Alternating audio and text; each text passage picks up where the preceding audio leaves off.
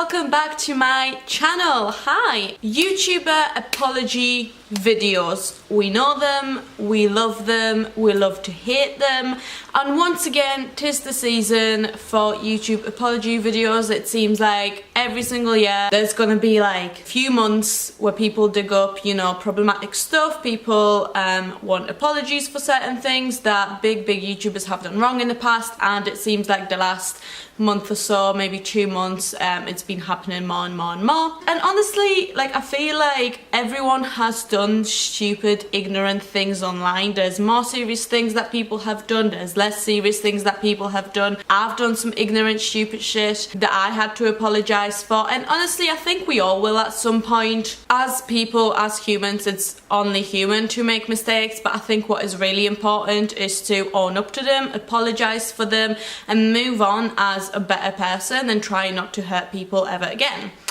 However, as you know, here on my channel we like to take deep dives. We like to really, you know, go in and have a look from a psychological perspective, what's going on, what we think, what we can spot, what different human behavioral traits we can kind of, you know, pick out of these videos, pick out from these people, and just have some fun with it. And so, as always, today's video is going to be me just putting out my 2 cents into that jar. You know, it's just for fun, it's just the kind of thoughts, it's just me thinking out loud. You know, we're going to be watching some videos and just talking about the things that I can spot, that I sort of have learnt about in the last 5 years that I have been in school. So today I'm going to be looking at some of the psychology and manipulation tactics, if there are any, behind the YouTube's worst apology videos. And just to give a little bit of background before anyone asks, maybe you're new to the channel, hi, welcome. I have studied psychology for 5 years now. I have got a Bachelor of Science in Psychology, and I am currently in med school doing a Master's in Psychiatry as well. So, just if you'd like to know, that's my background. So I have learned a little bit about like human behavior, human reasoning for their behavior, and also the ways you can spot if you're being manipulated. I've done videos on that before. So yeah, let's just get right into this. Let's have a look at some of the old school iconic apology videos and see what we can find. Let's go. Okay, so the first video I'm going to be looking at is the infamous Laura Lee apology. I haven't actually seen this. I remember seeing it around. I remember it becoming a meme. I think this is going to be really interesting. Just so you know, this is not my video. This is not her original video. This is just from someone who has put like funny captions on it. I will leave the name and credit down in the description and probably on the screen here somewhere. So thank you for providing me with this video. But yeah, the captions aren't mine. Let's just get down to watching this and see what we can find. I want to talk to you guys in this video. It's been so long. So possible. Okay, so we are 5 seconds in and we have the very classic like apology setup. And what I mean by that you probably already know, but you know, you have these people who are very famous, who are usually very rich, who are very removed from us, right? We normally can't relate to these people. I can't relate to people who have millions of dollars and walk around with designer purses and handbags and, you know, have never taken public transport. Like, I'm not someone who can relate to that. So they are very rich, very removed from us common folk, if you will, and they apologize in a manner which makes them very relatable. This is the no makeup, the hair tied up, you know, quite messy, sitting on the floor usually, sitting on very plain pastel white background, kind of not showing off the expensive things.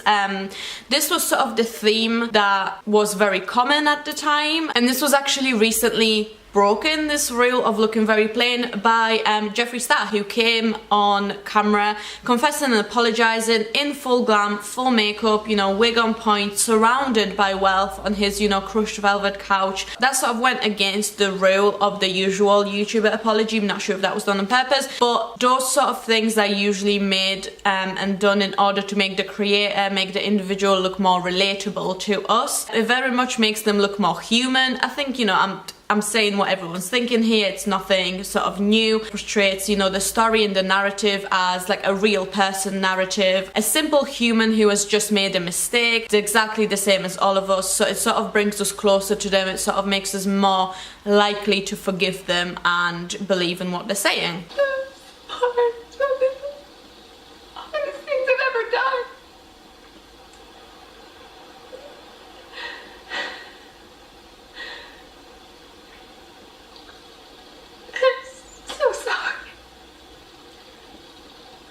So she starts off very, very strongly. She's crying. She's making herself more relatable in order to show us, you know, how vulnerable she is, to make us more likely to believe anything that she says. You can say that, you know, she seems very, very distressed. I'm so sorry, you guys. I'm so sorry for disappointing you. Okay, so she is so distressed that she can't speak. I can't really understand what she's saying. She is struggling to get the words out. She can't breathe very much. She's like drooling all over the place. And it honestly sounds just a little bit dramatic and put on. As you can probably see, there's no tears in her crying. There's no, you know, her face isn't puffy. Her eyes aren't very red. She doesn't look like someone who has just been crying for a very long time. I don't know about you, but I have a very ugly crying face. If I have been crying, you can tell, like, my lips are puffy, my nose is red, like I look crazy. She also goes from crying to talking very quickly. That transition's very smooth. So she will, you know, wipe her ears. So she will go from, you know, crying and wiping her eyes into just sort of looking into the camera and talking and trying to get the words out, which is a very smooth transition, which is a little bit unnatural to me. And this is what we would call the scene, or the dramatic scene in Apologies. And she does say, you know, I'm sorry, but she does say, I'm sorry for disappointing you, and not actually, I'm sorry for whatever I did that was wrong, which in her case, I'm pretty sure it was an issue with racism and some things that she said that were like incredibly cruel and stereotypical and racist. It hurts me so bad to disappoint you all who have supported me for so many years. To know that I'm better than that person. Okay, I honestly really think that this would have been so much better if she composed herself, if she sat down, you know, with natural makeup on, or maybe full glass, like whatever she's doing, and then, you know, say what she did wrong, take accountability for it, and then say she's sorry, rather than putting on this whole show where we are sort of lost and we're not really listening to what she's saying and to the apology, because all we can concentrate on is her crying and, you know, being just really hurt and putting on this whole incredible performance. She's trying to, you know, look like such a mess and cry and drool and just being like babbling out like I'm sorry and then moving on quickly. And actually recently Jenna Marbles did exactly what I'm talking about, which is sit down and just literally say, even though she did the same thing where she's trying to be relatable with the no makeup, the messy hair, the, you know, plain background, but she did sit down and say there's no excuses for this is what I have done wrong, gone through the things that have been problematic in her past, and then say I'm sorry for these things, they were wrong, I shouldn't have done that. That I think would have been a lot more productive. 6 years ago decided to retweet. Okay, so I'm sorry for pausing constantly and all the time.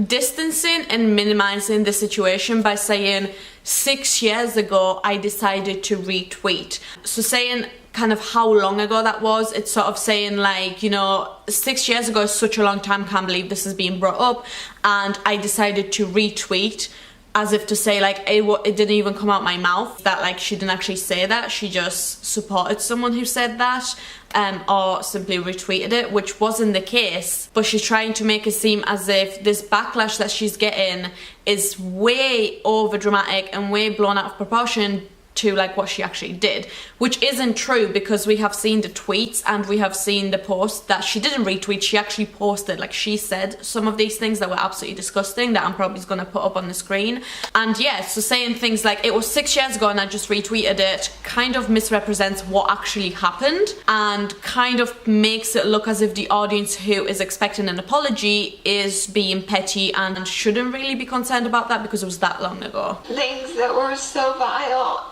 and hurtful.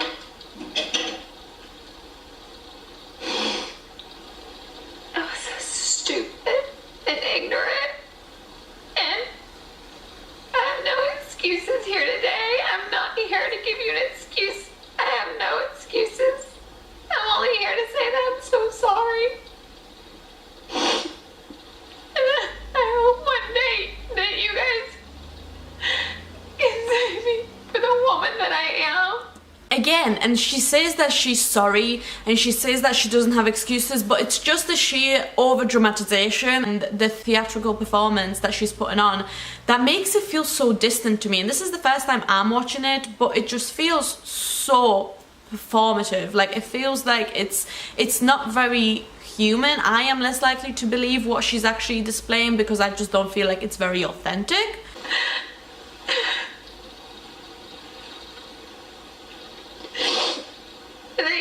I can prove to you guys that I'm not that girl. I love you guys so much, and whenever I see I disappointed you, it just breaks my heart into a million pieces. I'm so sorry for anyone that's been hurt through this. Anyone. I feel so just disappointed that I don't even like to look at myself because like I can't even believe that I would retweet ugly things and be, you know, things that would hurt people. Okay, and then also I feel like going back to the relatable factor, it's a little weird to me that in one sentence she sort of minimizes what she's done by saying like, oh, it was 6 years ago and I just retweeted it, almost to like distance her present self with who she was 6 years ago, to say like, I want you to see me for the woman that I am now, not for who I was. But then tries to say that she's so traumatized and touched by her own actions that she can't look at herself. So it's a bit like you're either a completely new person and it's, you know, it was 6 years ago, or it was that serious that you can't look at yourself now. It's a little bit disconnected to me. Maybe it's just me.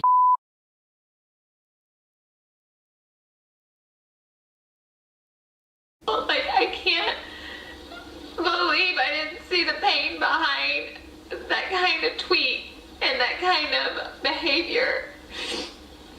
I did, and I'm so sorry. There's no excuse. There's nothing I can say that's an excuse. I'm just sorry. I did that 6 years ago. I wish it was better 6 years ago, but I can't pray for the past. I can only pray for the future. I mean, you don't really have to pray to a higher being to know that these things and saying these things is not right and very offensive. You don't have to pray for you to not do these things in the future. You can just not do these things in the future. But saying things like, I can only pray that I never do this again, you have to take it upon yourself and make sure that you don't do these things again. It's okay to make mistakes, it's fine. And I think, especially as someone who's like a public figure and you have a lot more people looking at your mistakes, it's harder. It definitely is harder.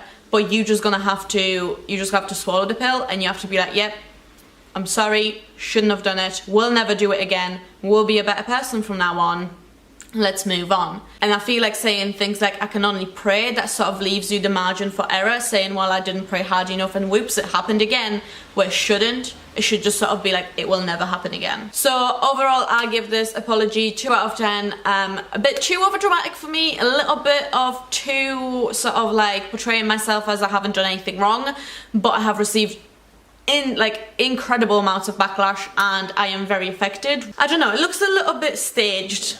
Just a little bit. So yeah, 2 out of 10 for me. Let's move on to the next one. If you can hear the tiny dog barking outside, I apologize.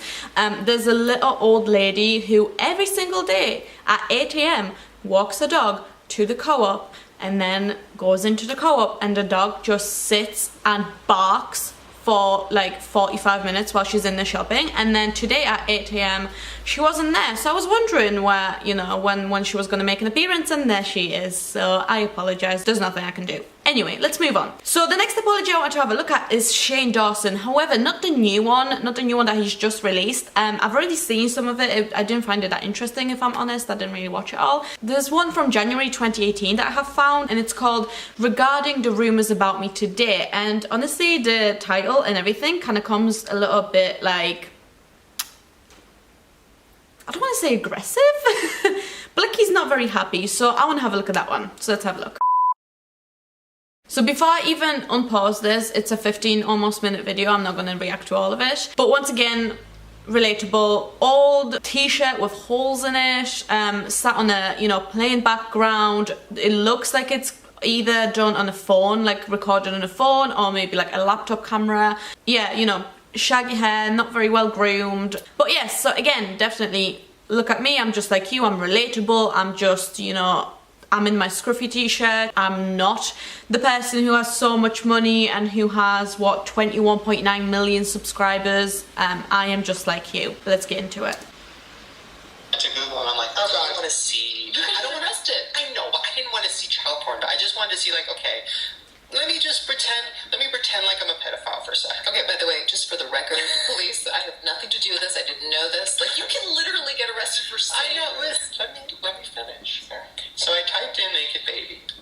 First of all, I don't understand why anybody would be turned on by that. But that's the first good thing you said. But it was sexy. I'm kidding. Okay, back to the. First of all, why you would even think that's funny or a joke is absolutely beyond me. I'm just gonna play it, but like that's the next level of fucked up. Instagram. So I look at this. Hi. I wanted to play that clip in full. I mean, that moment especially in full. Just for context.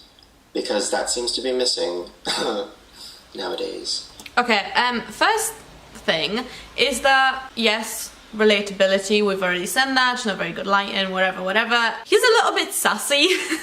He's a little bit like, context, we need that, we seem to be lacking that, which I don't really like. I don't know if this is supposed to be an apology video or if he's just explaining what happens. It kind of seems like he should be apologizing for what he's just said, because that's really fucked up and not okay. But let's keep going. I cannot believe that I am having to make this video. I cannot believe that this is happening. I'm going to start by saying I am not a f***ing pedophile. I, Shane Yaw, my real name, go on record saying I am not a f***ing pedophile. Whoa!